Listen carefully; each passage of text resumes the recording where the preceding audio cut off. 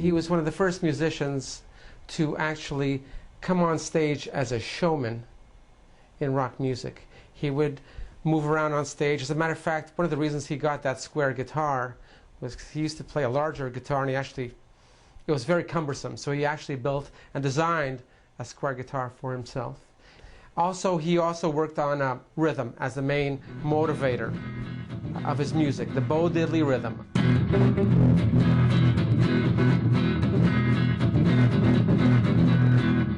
It influenced everybody. Most of it was the attitude of just, go on stage, one chord is enough. I teach that rhythm to most of my young students because all of a sudden you can play a really cool song and you only have to know one chord, sometimes two.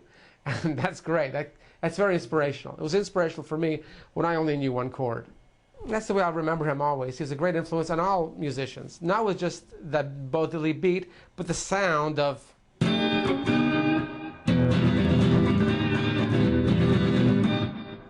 the pushing of the beat. Very aggressive. Latin clave. Sometimes with maracas on stage. This great sound of the electric guitar. Tremolo, when the guitar is going in and out like that, the volume. In that way, it was that very raucous sound that he would get on his on stage and on his records. One of the reasons he influenced a lot of punk bands, because he was very anti-establishment, anti-the norm.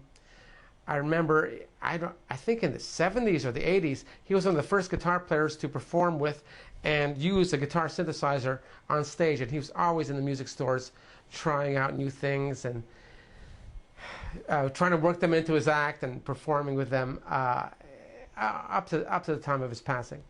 I was fortunate enough to have a gig with him when he was performing at Santa Fe Community College. I used to work there. And his guitar broke a few minutes before the concert was actually supposed to go on. And we helped him fix his guitar. He was having trouble seeing the little screws, and we helped him fix it. He was very gracious. He was very nice. We actually couldn't afford him. When I actually called him the first time and told him how much money we had, he laughed. And rather than bargaining with me, he just said, I'll do it for free.